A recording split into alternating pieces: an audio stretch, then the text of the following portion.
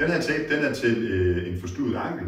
Ofte så forstuer man anklen på ydersiden. 80% af alle tilfælde er på ydersiden. Og specielt den forreste del her. Så det viser vi en tape på.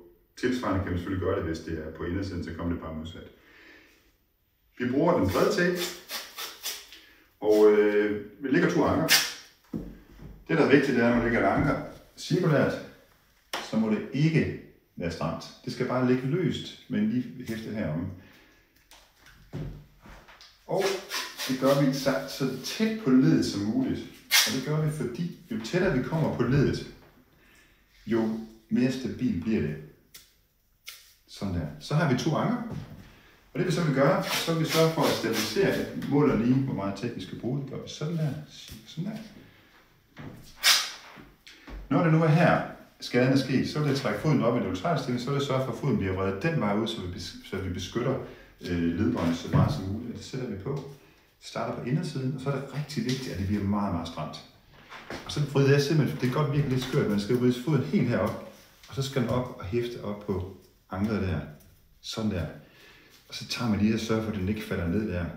Det gør jeg faktisk 2 gange på samme side. Der. Foden op i neutralstilling. Lidt for skudt på den anden. Rigtig, rigtig stramt ned under her. Vride foden op på ydersiden der, og lægger den på deroppe. Sådan at den virkelig er stram her på ydersiden. Så er vi egentlig kommet godt i forhold til, at ikke kan vrikke den vej nedad. Jeg vil også gerne sørge for, at den bliver endnu mere stabil. Og det gør jeg ved at lægge den faktisk modsatte vej. Så starter vi på ydersiden, oven på de 2 andre. Foden op i neutral, stram rigtig godt til her. Og så tager vi lige og trækker foden lidt op her. Ikke så meget som på den anden side. Sådan der. Det vi også gerne vil beskytte, det er, at foden kommer nedad. Så det vi gør nu her, der lægger vi 2 på den ene, og 1 på den anden, hvor vi trækker foden opad. Foden op i neutralstilling, og jeg vil gerne sørge for, at den her side bliver beskyttet, så jeg lægger den på her, og trækker den, skubber godt op, og trækker den over og lægger den over på ankeret på indersiden. Sørg for, at det sidder godt fast der. Vi gør det 2 gange til den side, og det her skal den sidde. Lidt for skudt, dernede under.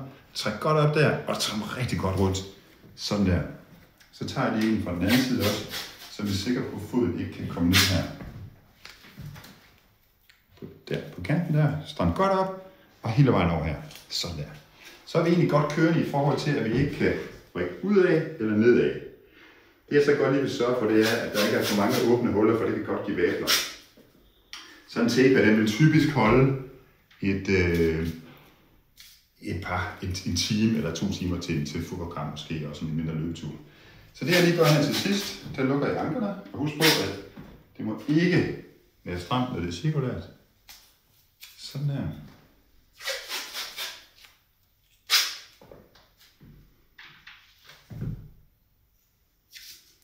Så kan man godt spille en fodboldkamp, eller hvad vi kommer i gang med at bevæge sig så hurtigt som muligt, efter man har forstuet anklen på ydersiden. Tak.